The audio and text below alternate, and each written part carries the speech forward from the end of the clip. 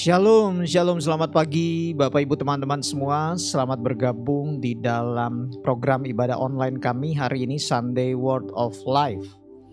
Ya, hari ini hari Minggu di tanggal 16 Agustus 2026. Satu hari sebelum kita merayakan kemerdekaan dari negara kita. Tetapi kalau di dalam penanggalan Ibrani, kita ada di dalam bulan Elul, tepatnya di tanggal 3 Elul 5786. Bagi orang Yahudi, bulan ini sangat khusus karena ini adalah bulan persiapan mereka untuk memasuki musim yang baru nanti di bulan September 11 itu akan menjadi pergantian tahun dari 5786 ke 5787. Namun sebelum itu terjadi, ada bulan yang khusus yang dibuat atau diadakan selama 1 bulan, yaitu bulan Elul, di mana orang-orang Israel, orang-orang Yahudi melakukan introspeksi di dalam kehidupan mereka. Jadi Bapak Ibu, dimanapun Anda berada, kami berharap Anda dapat mengikuti ibadah online ini dengan fokus, supaya nanti apa yang disampaikan oleh Bapak Timothy ini akan menjadi berkat bagi kita semua. Sebelum kita mulai, mari kita berdoa. Terpujilah Engkau ya Aba, terpujilah namamu yang kudus, diberkatilah Engkau. Terima kasih untuk hari ini, terima kasih kalau Engkau bawa kami di bulan ini. Ini adalah bulan kemerdekaan dari bangsa kami Indonesia, tapi ini juga adalah bulan bagi kami untuk melakukan introspeksi diri kami. Bapa, kami terbuka bagi Engkau, bagi kehadiran Roh-Mu atas setiap kami. Selama kami nanti mengikuti ibadah online ini dimanapun kami berada, biar Kau bawa setiap kami untuk masuk kepada kedalaman hati-Mu. Tahirkan, kuduskan setiap pikiran hati kami, sehingga kami dapat benar-benar masuk ke dalam apa yang menjadi isi hati-Mu bagi kami di hari ini. Terpujilah Engkau di dalam namamu ya Yeshua HaMasiah. Amin. Shalom Bapak Ibu Saudara, selamat pagi. Terima kasih Michelle buat doanya. Benar apa yang dikatakan oleh Michelle tadi, bahwa seperti yang saya selalu bagikan, bahwa hari-hari yang kita lalui bukan hari-hari yang biasa, tapi hari-hari yang mempunyai tuntunan yang jelas. Nah, hari ini kita akan mendengarkan arahan kembali bagaimana sebenarnya perjalanan hidup kita. Namun sebelum kita mendengarkan kebenaran, yuk kita nyanyi dulu satu lagu, Yesusku Penyelamatku. Yesusku Penyelamatku, tiada yang seperti Engkau. Setiap hari memuji keajaiban kasih-Mu.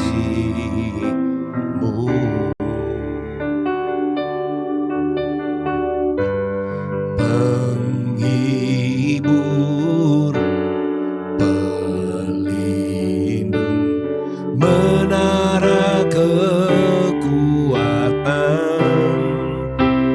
biarlah semua yang bernafas tak berhenti menyembah-Mu.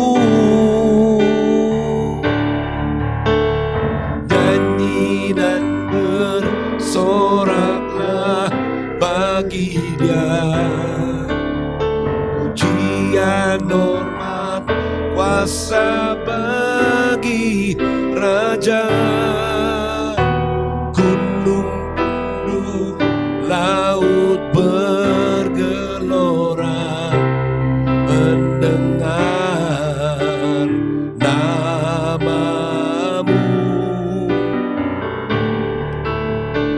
Ku bersuka atas perbuatan-Mu, selamanya ku kasih Engkau Tuhan.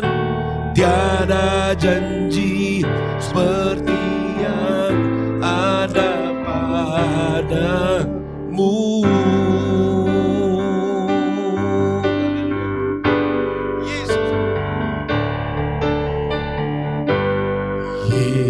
Yesusku, penyelamatku, tiada yang seperti Engkau.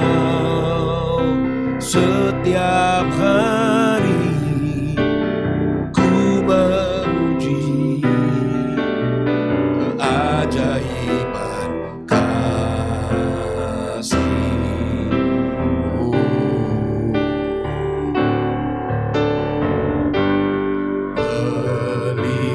Pelibur, pelindung, menara kekuatan,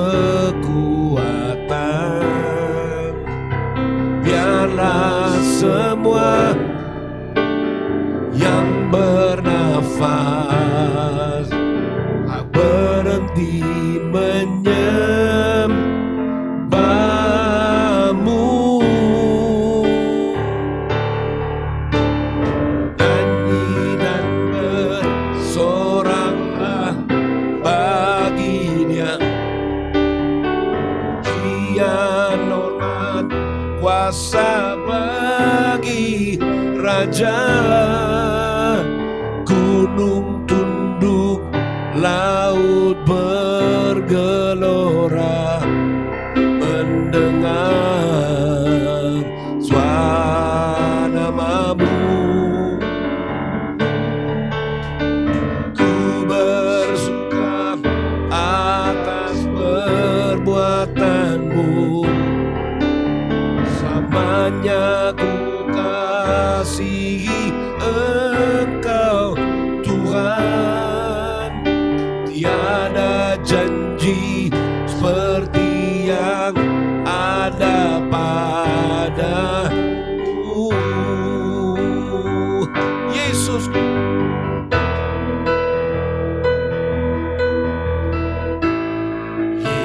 Yesusku, penyelamatku, tiada yang seperti Engkau. Setiap hari ku memuji keajaiban kasih-Mu.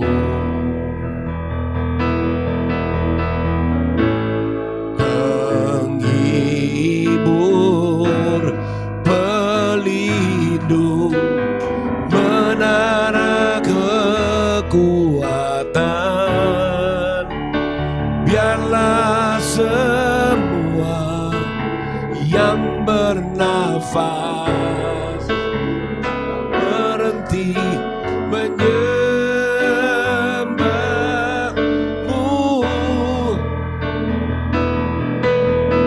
Nyanyi dan bersoraklah bagi Dia, pujian, hormat, kuasa bagi Raja.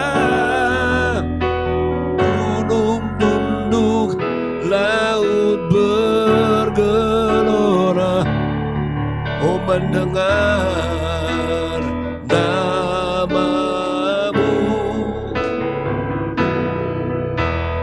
Ku bersuka atas perbuatan-Mu, samanya oh, tiada janji seperti yang ada pada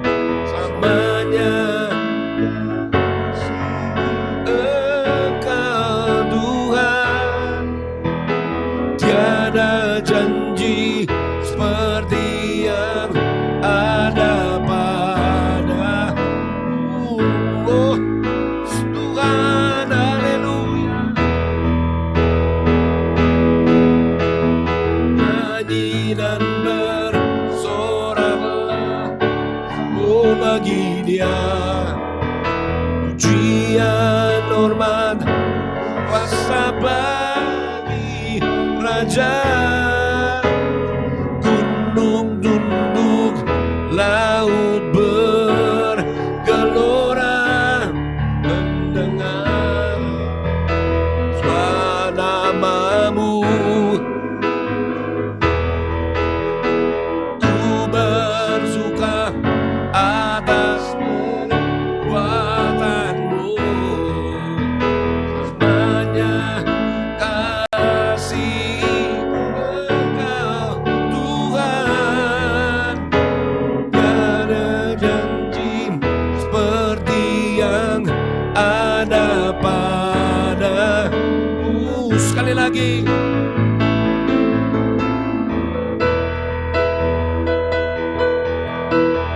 Nyanyi dan bersorak,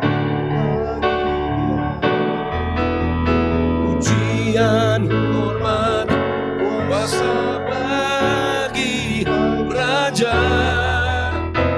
Gunung tunduk, laut oh Tuhan, mendengar nama-Mu.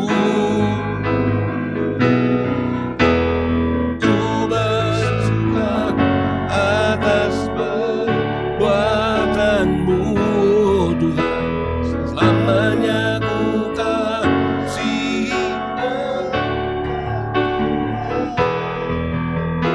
Tiada janji seperti yang ada padamu.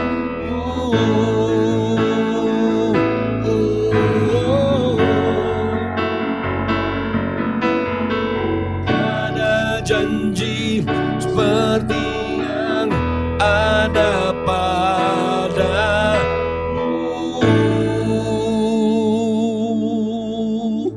Tuhan, kami bersyukur biar nama-Mu dipermuliakan dalam hidup kami. Kami rindu Engkau terus-menerus ditinggikan dan diagungkan. Karena itu terima kasih Roh Kudus di hari ini. Engkau mengajar terus kami untuk bergerak dan berjalan sesuai dengan rancangan-Mu. Situ Engkau katakan di dalam rancangan-Mu tidak ada yang gagal. Tapi justru dalam rancangan-Mu Engkau berikan kami hari depan yang penuh dengan harapan ya Abba. Terimalah ucapan syukur dan pujian penyembahan. Kami naikkan di hadapan-Mu. Sebab Engkaulah penghibur, pelindung, Engkaulah juru selamat kami. Tidak ada yang seperti Engkau ya Tuhan. Dan ketika Engkau menebus kami, Engkau membawa kami dalam rancangan-Mu. Hari ini kami buka hati kami kembali untuk menerima pengajaran, menerima kebenaran firman-Mu. Berbicaralah ya Abah. Kami berterima kasih buat Roh-Mu yang kudus, yang berbicara Tuhan. Melalui Tuhan hidupku yang Ku sudah persiapkan, supaya Engkau berbicara dengan penuh. Aku mau mendengar dan mengikuti tuntunan-Mu. Dan berkatilah mereka yang bertelinga yang mendengar apa yang Kau katakan. Kami sambut, berbicaralah ya Aba, berbicaralah ya Roh Kudus. Dalam satu nama yang berkuasa di langit, di atas bumi dan di bawah bumi. Tuhan dan Juru Selamat kami, Yeshua Masih, haleluya. Amin. Ya sekali lagi, puji Tuhan, kita bersuka cita pada pagi hari ini kita kumpul lagi di dalam perjalanan kehidupan kita semua. Dan seperti yang saya sering bagikan, bahkan termasuk di dalam live streaming kami ya di pagi hari Senin, Rabu dan Kamis, untuk mengingatkan kembali, termasuk di hari Minggu seperti ini buat Anda yang bergabung dimanapun Anda berada. Ya saya senang sekali Anda bisa bergabung mungkin di rumah, dalam perjalanan, dimanapun. Ketika Anda memutuskan untuk mendengarkan pesan di hari Minggu, karena hari Minggu banyak sekali pesan ya. Banyak sekali pesan online juga banyak ya. Live streaming juga banyak, secara onsite juga banyak. Tapi kalau Anda memutuskan untuk mendengarkan pesan yang Tuhan percayakan kepada saya, terima kasih buat Anda yang sudah bergabung. Anda bermitra bersama-sama, bahkan Anda yang selalu mau mendengarkan, kemudian Anda mau berjalan bersama-sama di dalam rancangan Tuhan. Saya bersyukur karena saya selalu katakan bahwa yang membuat kita berbeda dengan orang-orang lain, yaitu perjalanan kita jelas. Ketika kita menerima Yeshua sebagai Juru Selamat, tidak hanya dosa kita diampuni, Tidak hanya dosa kita diampuni. Tidak hanya pelanggaran kita tidak diperhitungkan. Tidak hanya tubuh kita juga disembuhkan, ya. Karena ketika kita menerima Yeshua, dari penebusan itu juga ada kesembuhan.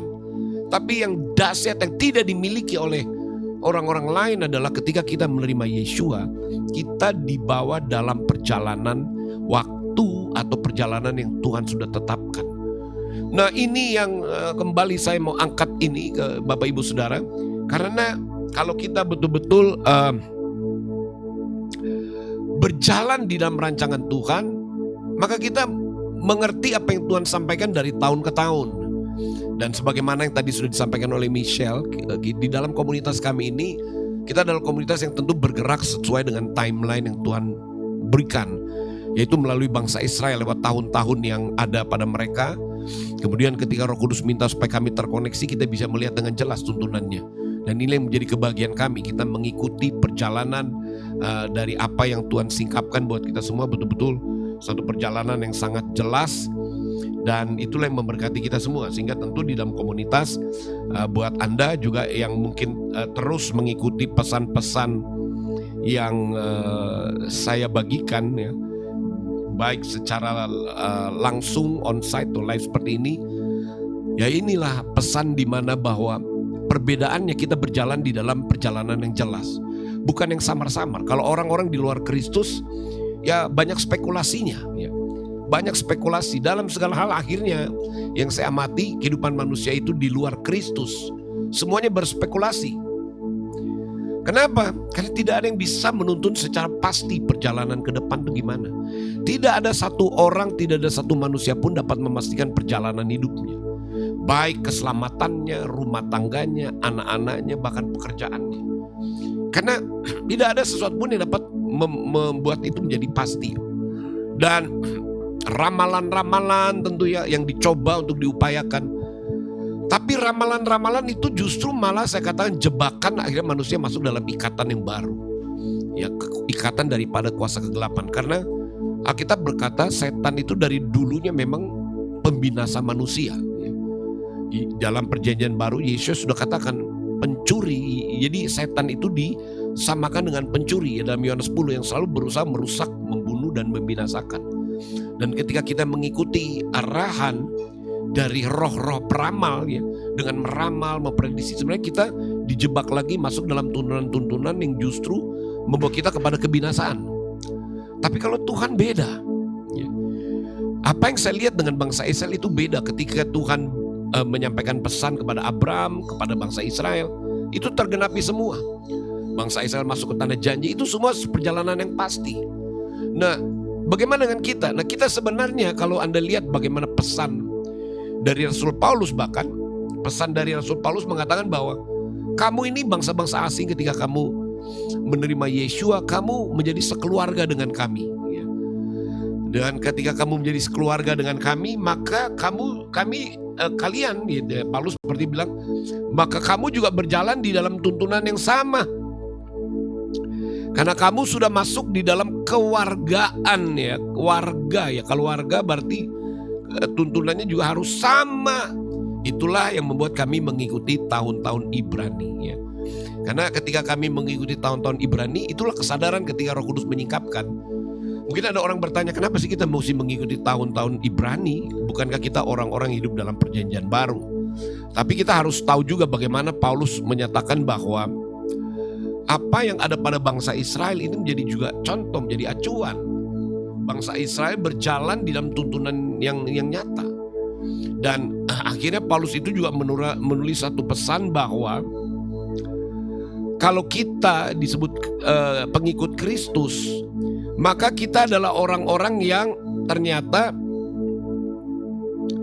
berjalan di dalam arahan yang sama, dan kita masuk di dalam kewargaan yang sama. Dan itulah kenapa saya dengan komunitas, kami mengikuti arahan-arahan dalam tahun-tahun. Dan ketika kita mengikuti arahan dalam tahun-tahun Ibrani, kita bisa lihat bagaimana sikap bangsa Israel kepada Tuhan yang menuntun mereka. Di value, di attitude, ya, nilai dan sikap bangsa Israel yang ada pada mereka ketika mereka mengikuti tuntunan. Kan Tuhan ngomong, aku akan membawa kamu masuk sampai ke tanah yang penuh dengan madu dan susu. Bukan itu saja. Kemudian dia katakan dari awal tahun sampai akhir tahun, mataku tuh kan akan tetap ada di situ. My eyes will be with you in the beginning of year until the end of year. Dan itulah yang terjadi dengan bangsa Israel, karena mata Tuhan menuntun mereka dari awal tahun sampai akhir tahun dan begitu seterusnya. Dan saya sudah katakan bahwa ternyata di dalam tahun-tahun yang Tuhan berikan pada mereka itu adalah tahun-tahun yang punya pesan yang sangat kuat. Nah, berdasarkan itu saya bisa lihat bagaimana perhatian Tuhan, penghargaan Tuhan kepada Elohim atau Tuhan yang menuntun mereka. Akhirnya banyak hal yang kalau kita lihat di dalam pemahaman Ibrani yang punya pengertian yang kuat, seperti di bulan yang ke-6 ini dari kalender Nisan tentunya ya. Karena orang Yahudi punya 2 kalender yang disebut sebagai permulaan. Satu lagi di bulan Nisan, yaitu adalah bulan Aviv, yaitu bulan Paskah. Satu lagi nanti September itu Rosh Hashanah. Rosh Hashanah dilihat dari agriculture-nya. Tetapi dari bulan Nisan itu dilihat dari bagaimana mereka terlepas dari perbudakan. Nah, di bulan ke-6 setelah mereka terlepas dari perbudakan Mesir inilah bulan ke-6 yang disebut dikatakan bulan Elul. Nah, nanti di dalam perjalanan 1 bulan ini saya akan menjelaskan kepada Anda kenapa sampai bulan itu disebut bulan Elul. Karena memang dari tahun-tahun yang ada, tahun-tahun ini, ketika saya melihat tahun-tahun Yahudi ini, saya mau tampilan ini buat Anda semua. Ini adalah tahun dan bulan-bulan Yahudi yang ada ya, yang ternyata ada beberapa kriteria bulan-bulan tertentu yang Tuhan minta perhatian. Memang di dalam bulan-bulan Yahudi ini ada hubungannya ya dengan di zaman Romawi itu, Babilonia itu, ada bulan-bulan yang dapat pesannya sehubungan dengan waktu mereka ada di Babilonia. Nah, maka itu tidak semua bulan yang Tuhan minta saya perhatikan. Jadi ada beberapa di Alkitab itu soalnya ada bulan-bulan itu.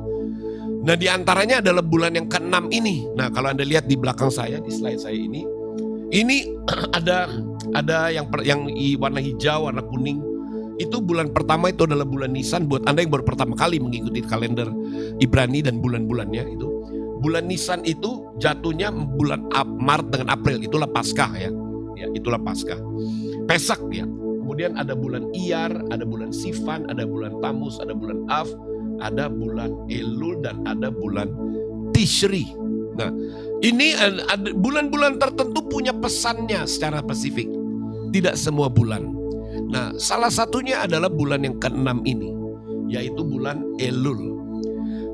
Kenapa akhirnya bulan Elul ini didedikasikan oleh orang Yahudi menjadi bulan Teshuvah, bulan pertobatan? Nah, ini memang luar biasa karena orang Yahudi itu mengerti bahwa di belakang sebuah angka itu punya pesan yang sangat kuat. Ya, di belakang angka 6 itu ada punya pesan yang sangat kuat. Dan kita pun juga tahu karena rabi-rabi ketika mereka menetapkan bahwa bulan ke-6 ini harus menjadi bulan pertobatan, atau dalam bahasa Ibrani Teshuvah. Bulan kita kembali kepada Tuhan. Kenapa? Karena ini dia. Mereka, para rabi-rabi tentunya, Sanhedrin, rabi-rabi ini mereka sadar.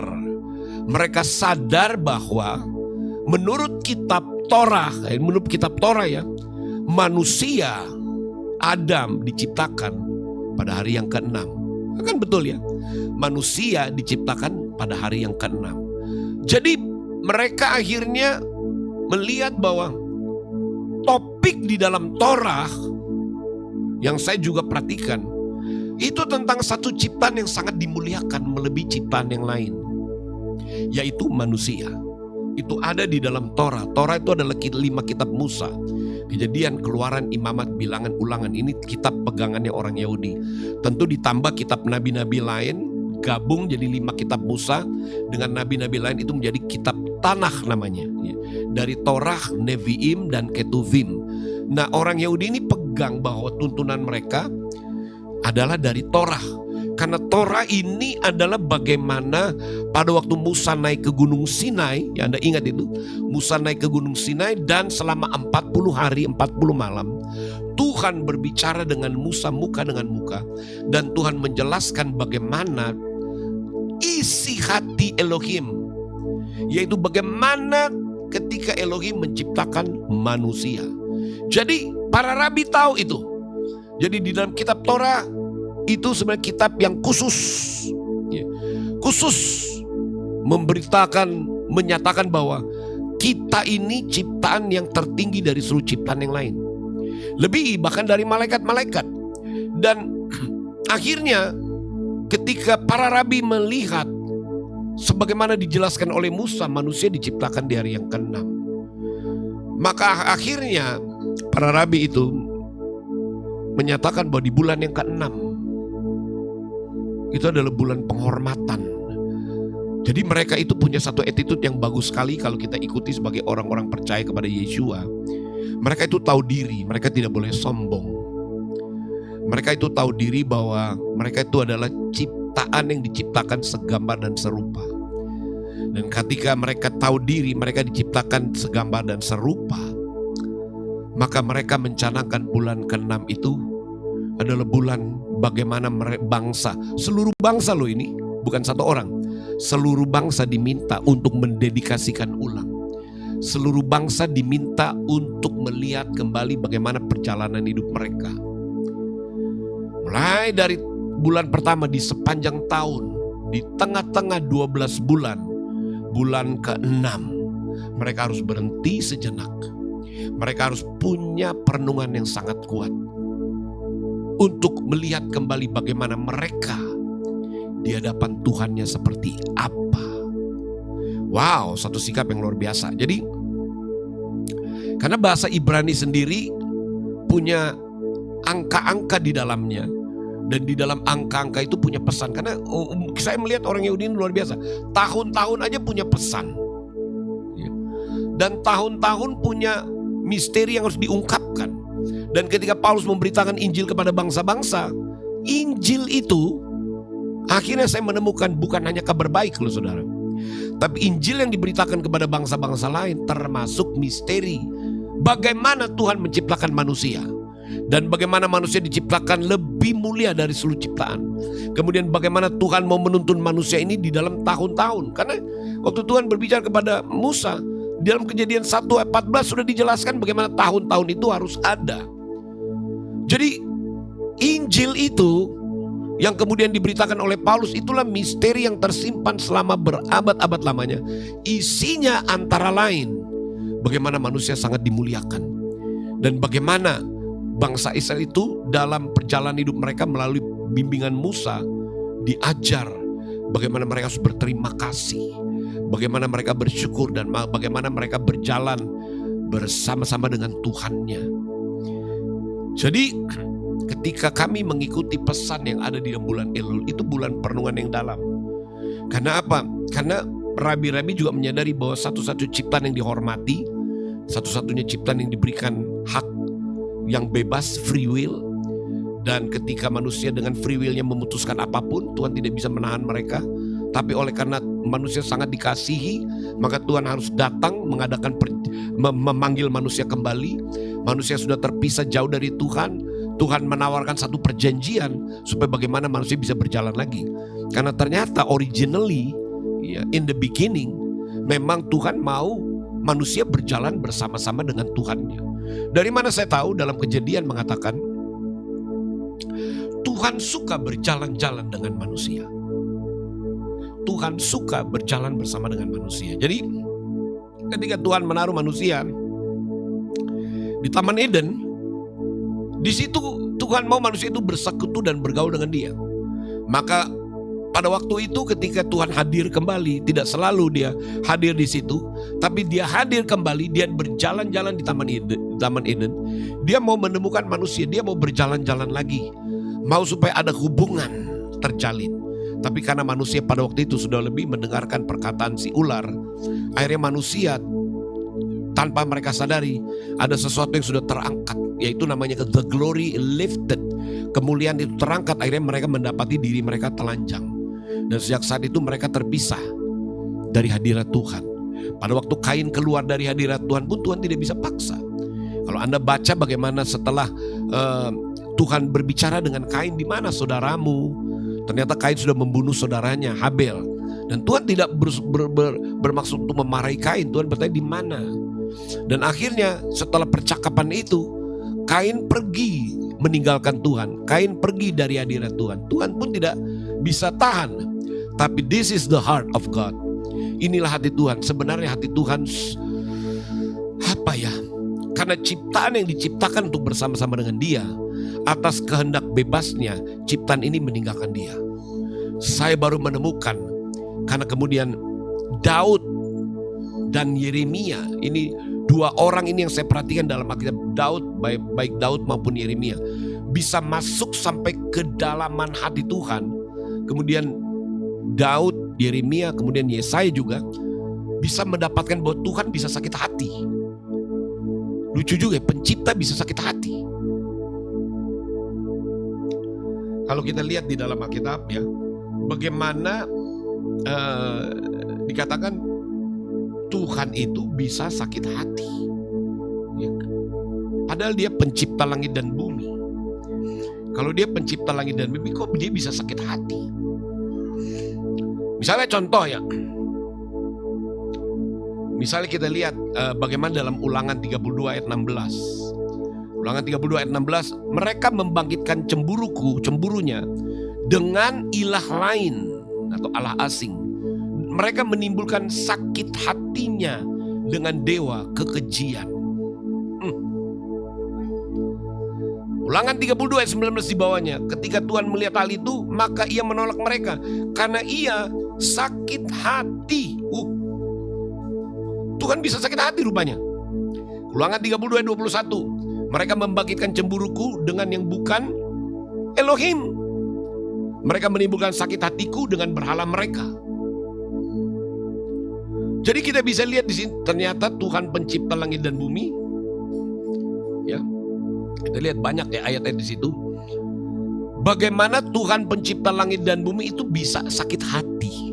Itu sudah ditulis lagi di Torah ya. Ya di Ulangan sudah ditulis bagaimana Musa menjelaskan bahwa bangsa Israel ini menyakiti hati Tuhan. Nanti di bawah nih kalau kita lihat terus ke bawah bagaimana Mazmur ya bisa berkata tentang ini ya. Sakit hati tuh dibukakan di situ ya. Dan kenapa kok Tuhan bisa sakit hati? Ini satu pemahaman yang baru ya. Pasti kalau saya bagikan ini buat Anda baru. Tuhan tidak pernah sakit hati kepada malaikat. Buat apa dia sakit hati dengan para malaikatnya? Tapi kok dengan manusia dia bisa sakit hati? Dia bisa cemburu. Malaikat Tuhan tidak cemburu, Tuhan tidak sakit hati. Tapi kepada manusia dia bisa sakit hati. Dan dia bisa cemburu. Why? Karena manusia ini diciptakan memang untuk bersekutu dengan Tuhan. Tapi ketika manusia dengan free will-nya memilih untuk berjalan keluar, Tuhan tidak bisa paksa. Tapi dari sini, dari apa yang saya lihat tertulis, hati Tuhan sakit hatinya. Apalagi kalau Anda lihat di Yeremia 15 ayat kedua, Tuhan bilang, udah begitu sakit hati nih, Tuhan bilang ya udah terserah kau lah. Kamu mau ke maut, silakan pergi ke maut. Kamu mau berurusan dengan pedang, silakan dengan pedang. Kamu mau tetap hidup sebagai tawanan, silakan aja hidup dengan sebagai tawanan. Ternyata Tuhan bisa begitu. Bisa begitu sakit hati. Nah ini mungkin harus dibuka nih. Yeremia 15 ayat 2. Apabila mereka bertanya kepadamu, kemana kami harus pergi? Tuhan udah gak mau jawab lagi. Udah mau tanya gak mau dijawab lagi. Maka Tuhan berkata begini, yang ke maut ya udah ke maut aja. Yang ke pedang saja. Yang kelaparan aja. Dan yang ketahuan silakan kamu tertawan lagi. Sampai sedemikian. Makanya Yeremia itu salah satu nabi yang tidak kuat sebenarnya mendengarkan isi hati pencipta yang bisa sakit hati. Nah ini penting. Karena di dalam kekristenan tidak ada ini. Di dalam kekristenan tidak ada. Yaitu bagaimana bangsa Israel tahu diri. Bangsa Israel tahu diri. Jadi akhirnya disepakati bulan yang ke-6 berhubungan dengan bulan penciptaan manusia itu. Hari penciptaan manusia di hari yang ke-6. Maka kan Tuhan janji, mataku akan memelihara kamu dari awal tahun sampai akhir tahun. Akhirnya bangsa Israel, para rabi memutuskan harus ada bulan pertobatan yang berhubungan dengan manusia. Akhirnya bulan ke-6 inilah, bulan Elul inilah ya. Ini adalah bulan di mana dicanangkan bahwa ini adalah bulan pertobatan. Oh, luar biasa sekali. Maka itu Tuhan cinta dengan bangsa ini. Karena bangsa ini adalah satu bangsa yang punya value di dalam berbangsa. Ini adalah bangsa yang betul-betul tahu diri ya. Bangsa yang tahu diri, bangsa yang menyadari bahwa harus ada pertobatan. Luar biasa. Ini bulan yang penting, di mana ketika bangsa Israel mencanangkan, the whole nation, seluruh bangsa, kamu harus punya waktu perenungan. Bagaimana hidupmu? Kamu harus sadar bahwa kamu diciptakan mulia, lebih mulia dari ciptaan yang lain. Nah, kami dalam komunitas kami ketika kita mengikuti tahun-tahun Ibrani ini, kita juga harus tahu diri. Orang Kristen banyak yang gak tahu diri ya. Betul gak? Sini ada Michelle, ada Deborah, ada Jethro. Ya kalau kita lihat ya, udah gak tahu diri, sombong, udah itu dengan mudahnya bilang, oh ini perjanjian lama udah tidak berlaku lagi. Aduh, sombong kali nih manusia-manusia Kristen, khususnya manusia Kristen orang Indonesia ini. Akhirnya firman mau dipilah-pilah, kok bisa? Makin gak tahu dirinya. Aduh Tuhan. Namun bagi kami punya kesadaran.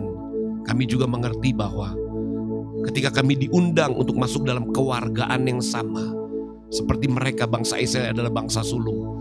Bangsa sulung yang punya tahu diri. Kami juga berkata, Tuhan, maka itu di tahun ini, mengakhiri tahun perjanjian lagi. Aduh, mengakhiri tahun perjanjian.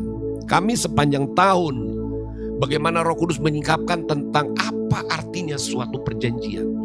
Apa artinya perjanjian yang Tuhan buat. 1 tahun, karena kalau mengikuti kalender Ibrani, 1 tahun kita harus punya membahas, menerima penyingkapan hal yang sama 1 tahun. P itu 10 tahun, kemudian tahun yang ke-6 itu PVAV, di mana 1 tahun kita harus bahas tentang perjanjian. Dan sekarang kita sudah masuk sebentar lagi memasuki tahun yang baru, dan tahun yang baru itu dimulai bulan yang ke-7, yaitu bulan Tisri 5787 nantinya.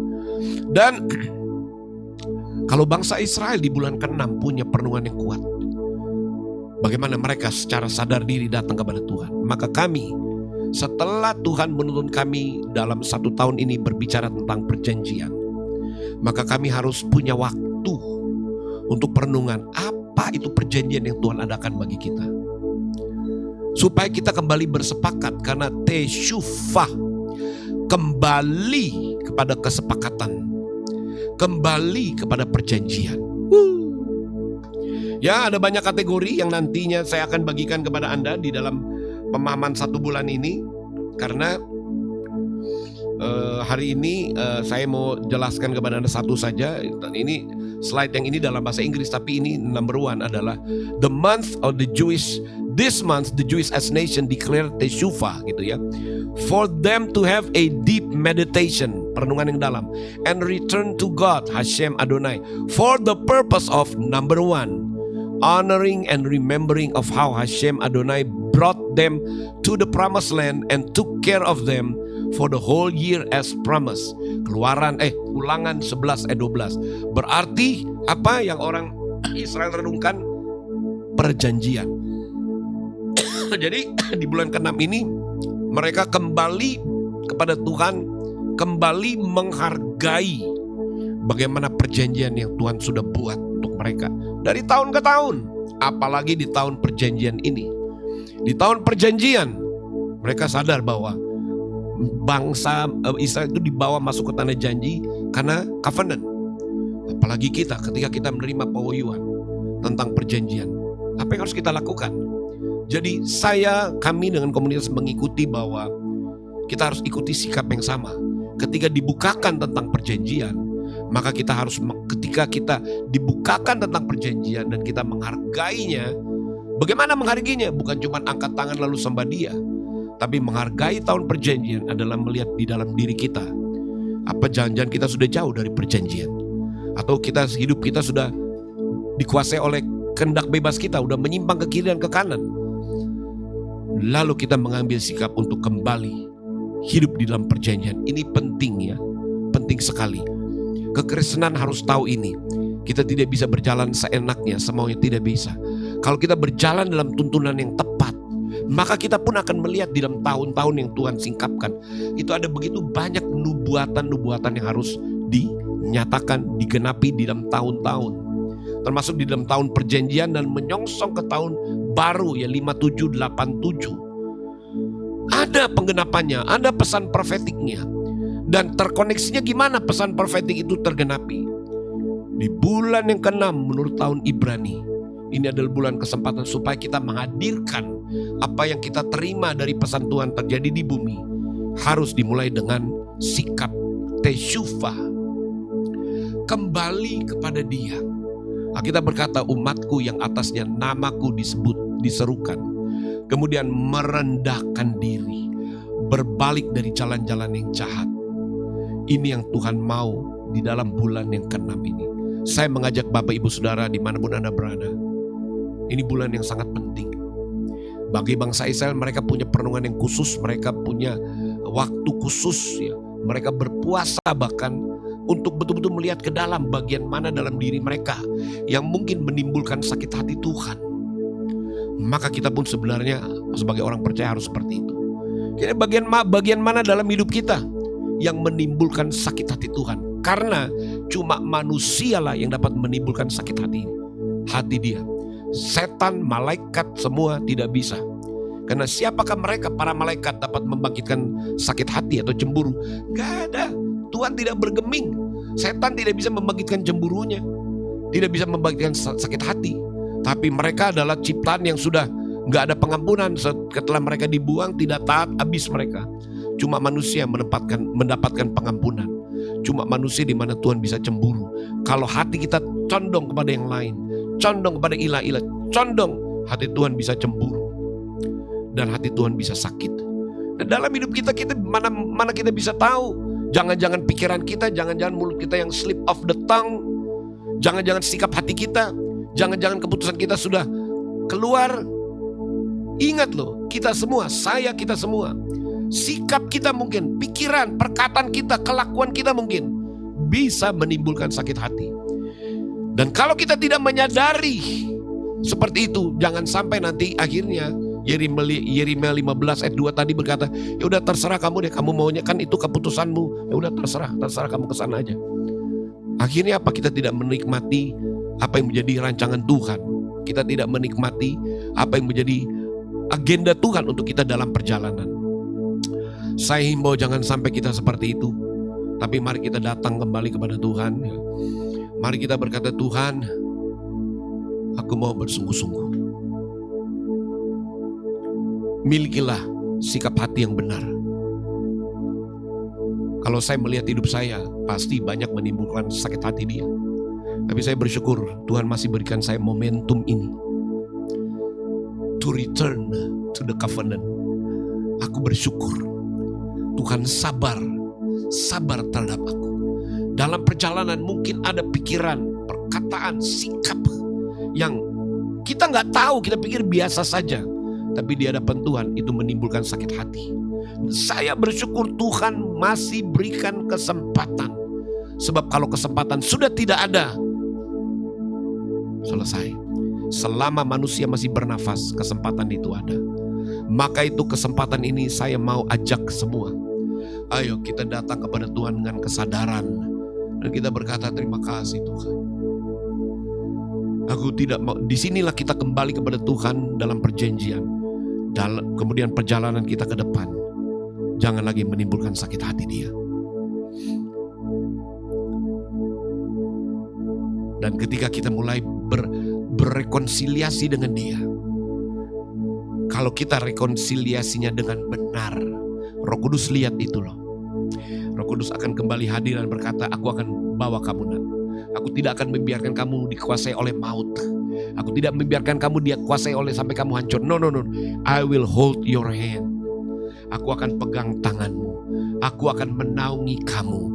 Maut tidak akan ada padamu. Kecelakaan, mara bahaya, kemiskinan tidak akan menguasai kamu. Sakit, penyakit, kerusakan tidak akan menguasai kamu. Sebab Tuhan berkata begini, aku sudah melakukan penebusan. Sekarang tinggal satu lagi, yaitu the moment pada saat kita berkata, ampuni aku Tuhan, aku kembali. Maka ketika saya baca ayat ini, dengan segera firman-Nya berlari. Dengan segera firman-Nya berlari. Mungkin ini ayat yang terakhir yang harus kita tampilkan di sini media. Dengan segera firman-Nya berlari. Dan saya dapat itu ketika kita datang dengan sungguh-sungguh.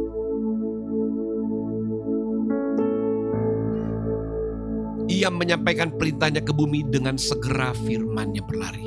Bagaimanakah perintah itu sampai ke bumi? Ini dia, ketika Tuhan menemukan ada orang-orang yang merendahkan diri, 2 Tawarikh 7 tadi, maka ada perintah yang keluar.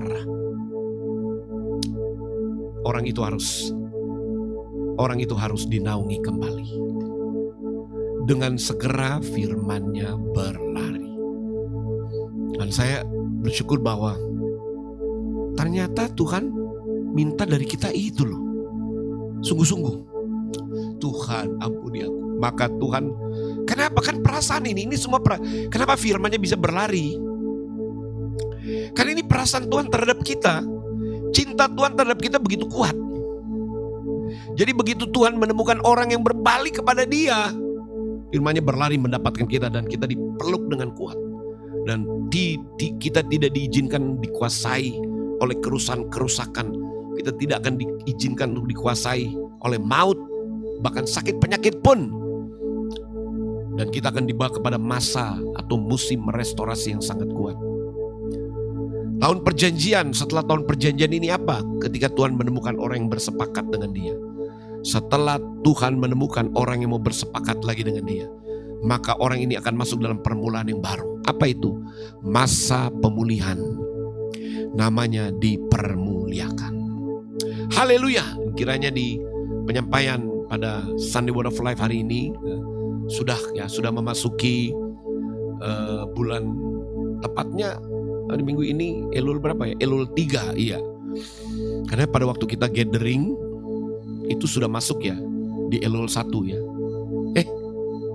Di 30 ya.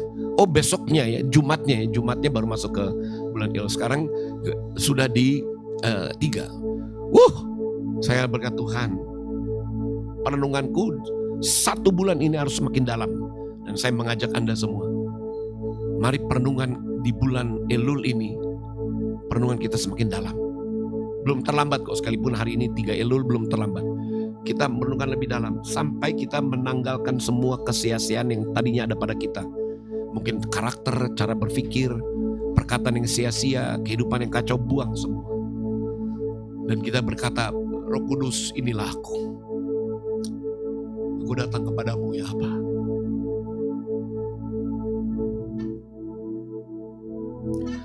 Saya ajak kita semua, mari datang kepada Tuhan. Kalau Anda menangkap benar pesan ini, saya mau berdoa kepada Dia. Ikutilah doa seperti saya berdoa pada hari ini. Aba, terima kasih Aba buat kebenaran yang Kau bukakan. Sekarang aku sadar bahwa tuntunan-Mu ada. Dan Kau telah memberikan kepada saudara sulung kami, yaitu bangsa Israel, lewat tahun-tahun yang ada. Menjadi pesan-pesan yang berkesinambungan di dalamnya. Pesan-pesan nubuatan yang harus digenapi di masanya, di waktunya. Kemudian kami juga belajar bagaimana bangsa Israel menghormati dan menghargai Engkau. Sehingga di pertengahan tahun, di bulan yang ke-6, dan mereka ingat bahwa kami manusia, bangsa Israel diciptakan dari gambar dan rupa daripadamu. Diciptakan di hari yang ke-6, di hari yang ke-6 itulah kesepakatan itu terjadi. Sebab disitulah ketika engkau bersepakat untuk menjadikan manusia. Dan disitu pula lah roh Tuhan dihembus. Sekarang kami datang kepadamu ya Aba. Dengan pengertian ini kami mau kembali kepada desain awal ketika engkau mendesain manusia. Diciptakan segambar serupa. Dan engkau mau supaya manusia ini bersekutu dan bergaul dengan engkau kembali. Kami sadar dosa telah membuat kami jauh. Sehingga setan mempermainkan keputusan-keputusan yang kami buat. Pemberontakan ada di dalam kami. Kami sudah tidak lagi mengenal engkau Aba. Tapi kami berterima kasih kesempatan engkau beri. Engkau datang untuk menebus. Engkau berkata ia datang kepada milik kepunyaan. Tapi milik kepunyaan tidak mengenal. Karena kami sudah tidak mengenal engkau. Tapi karya penebusan harus terus berjalan. Sebab lewat karya penebusan disitulah kami didamaikan, kami diampuni. Sekarang pengertian itu datang kepada kami. Kami bersyukur kami menerima pengampunan daripadamu. Tapi belum cukup kami hanya diampuni. Belum cukup pelanggaran kami diangkat. Belum cukup dosa-dosa kami diangkat. Tapi ini yang ternyata kami sadar. Keputusan kami untuk kembali kepadamu. Untuk kembali berjalan bersama dengan engkau dalam perjanjian. Ini yang penting. Ini yang menyakiti hatimu. Dan kami tidak mau lagi Aba. Maka di awal bulan ke-6 ini kami seperti bangsa Israel bulan pertobatan. Kami juga mau tesyufa, kami mau kembali kepadamu. Ampunilah kami. Terima kasih buat kesempatan yang kau beri. Kami memperbaiki hidup kami. Kami mau berjalan kembali bersama dengan engkau. Karena itu lihatlah kemurnian hati kami. Lihatlah kesungguhan kami. Mulai dari hari ini kami meminta Roh Kudus ajar kami. Engkau tahu dalam hati kami. Temukan kesungguhan kami. Mari pimpinlah kami Roh Kudus. Terima kasih buat pikiran dan perasaanmu. Hari ini aku tahu firman itu berlari mendapatkan kami. Sebab perasaan kasih-Mu terhadap kami jauh lebih kuat. Dan terima kasih Engkau mendapatkan kami kembali. Dan kami mau berjalan kembali bersama dengan Engkau. Kami buka hati kami. Mari Roh Kudus. Kami kembali kepadamu. Dalam 1 bulan ini kami mau terus perenungan-perenungan. Sampai benar-benar kami menyelaraskan. Sampai tidak ada lagi niat-niat. Sifat-sifat yang Engkau tidak berkenan masih menguasai kami. Kami mau hidup di dalam perjanjian dengan Engkau. Inilah doa kami Bapa. Kami datang kepadamu di dalam nama Yeshua Mesias. Perjanjian baru bagi kami. Haleluya. Luar biasa. Dan saya tahu sesuatu yang baru telah dimulai hari ini. Saya merasakan firman yang berlari mendapatkan kita dan memeluk kita erat-erat. Sekali dia sudah peluk kita, jangan lepaskan lagi. Mari kita berjalan kembali bersama dengan dia. Angkat hatimu, terimalah berkat ini. Sesuai bilangan 6, Tuhan memberkati engkau, kita semua. Melindungi engkau dan kita semua. Tuhan menyinari engkau, bahkan kita semua dengan wajahnya. Dan memberikan engkau, Anda dan kita semua dengan kasih karunia-Nya. Tuhan menghadapkan wajahnya kepada kita semua. Memberi kita damai sejahtera. Kemudian firman-Nya bergegas dan berlari mendapatkan kita. Meluk kita kembali. Dan Roh-Nya mengajak kita untuk berjalan kembali di dalam perjanjian-Nya. Dan kita akan hidup memuliakan nama-Nya. Dan berkat-berkat baru akan ada atas kehidupan kita semua. Amin. Oh, the Lord bless you and keep you. Make His face shine upon you. Be gracious to you. Lord, turn His face towards you and give peace. Hallelujah. Oh, the Lord bless you and keep you. Make His face shine upon you. Be gracious. The Lord turn His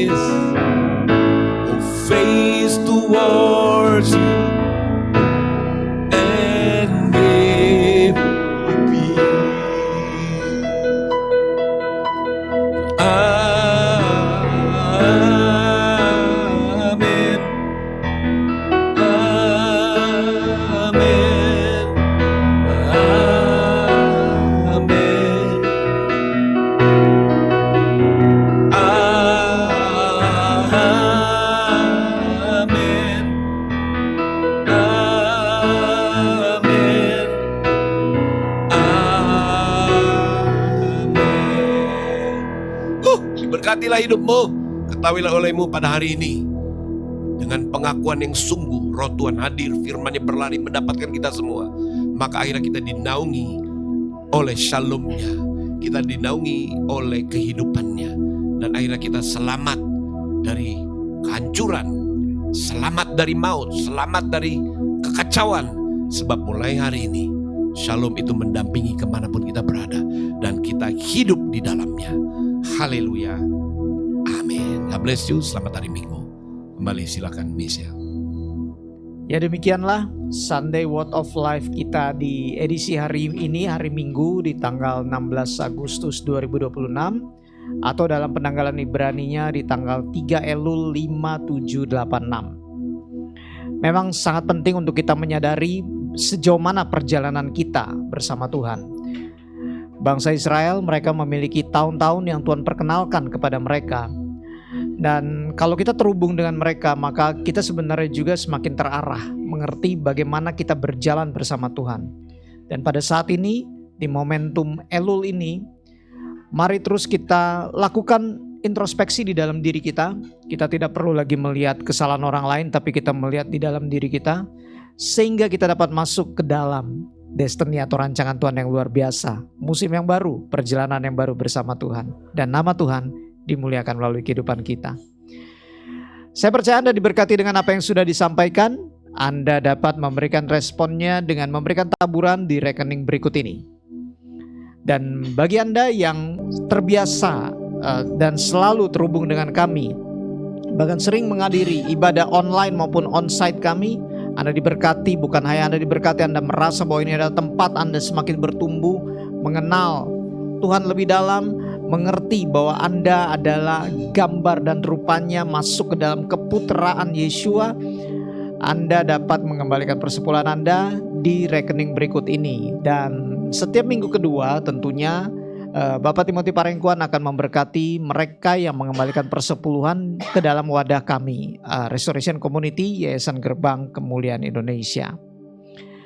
Dan beberapa pengumuman yang bisa saya sampaikan di 1 minggu ke depan ini, seperti biasanya Senin, Rabu, dan Kamis, kami ada renungan pagi yang kami namakan Weekly Fav, ya, jam 6.30 pagi waktu Indonesia bagian Barat.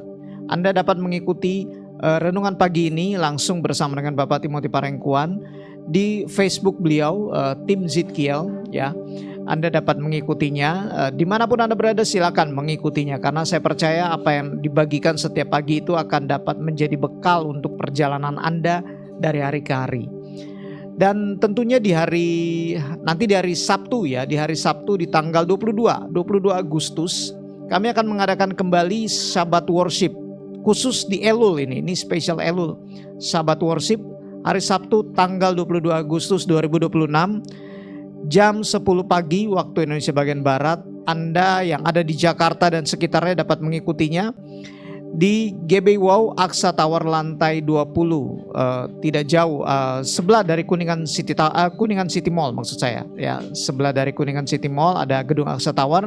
Anda dapat mengikuti secara langsung, secara onsite Sabat Worship di tanggal 22 Agustus 2026 hari Sabtu. Ya, mari Anda semua yang ada di Jakarta dan sekitarnya bergabung di dalam Sabat Worship itu. Dan nanti seperti biasa juga hari Minggu besoknya kami akan ada lagi Sunday Word of Life, ibadah online kami. Dan biarlah semuanya ini terus membawa Anda semakin berjalan maju di dalam rancangan Tuhan yang luar biasa yang terhubung dengan tahun-tahun Ibrani. Jadi Anda juga dapat follow atau juga subscribe sosial media kami. Ya, ini platform sosial media kami. Anda bisa terhubung sehingga Anda tidak kehilangan informasi dari semua kegiatan-kegiatan kami setiap bulannya, ya. Di bulan September memang nanti kami pasti akan mengadakan ibadah khusus, ya, menyambut Zain 5787 September dan Oktober. Tinggal tunggu saya nanti pengumumannya, kami akan infokan di kanal sosial media kami ini. Jika Anda yang ingin ingin juga itu tadi kelas Ibrani. Anda yang mau bergabung kelas Ibrani silakan, masih terbuka. Ini tinggal, setahu saya tinggal tiga tinggal tiga orang ya, tinggal 3 peserta ya, karena kami hanya membuka kelasnya ini terbatas hanya untuk 10 orang ya, melalui online, melalui Zoom online. Kami akan memulainya nanti di bulan September 2026. Anda dapat mendaftar atau menghubungi untuk informasi biaya dan juga apa yang nanti dipelajari. Anda dapat menghubungi 0812 1214 9255 WhatsApp kami ya. Anda dapat menghubunginya di sana. Dan jika Anda ingin mengetahui informasi kami yang lainnya dan ingin didoakan, Anda dapat menghubungi nomor yang tadi saya sebutkan 0812 1214 9255. Kami juga akan ada satu program baru tentunya ya. Ada satu program baru yaitu fathering secara online. Untuk hal ini nanti kami akan infokan lebih lanjut di sosial media kami. Ini nanti akan diadakan secara Zoom ya, langsung dari Bapak Timothy Parengkuan. Penting kita memahami bagaimana kita berjalan di dalam tahun-tahun Tuhan, dengan tentunya di dalam pemahaman bagaimana sebenarnya Tuhan menjadikan kita segambar dan serupanya. Dan kalau kita mengetahui hal ini, kita menjadi orang yang berbahagia. Kita tidak mudah diintimidasi karena kita tahu bahwa identitas kita ada di dalam Dia, dan kita dicipta kembali di dalam Yeshua yang menjadi blueprint-nya bagi kita. Tapi untuk program satu ini nanti kami akan infokan lebih lanjut ya. Nanti Anda bisa melihatnya, mengupdate-nya melalui semua sosial media kami atau menghubungi nomor yang tadi saya sudah sebutkan. Demikianlah Sunday Word of Life hari ini. Happy Sunday semua, sampai ketemu lagi nanti di Sunday Word of Life berikutnya. Haleluya, God bless.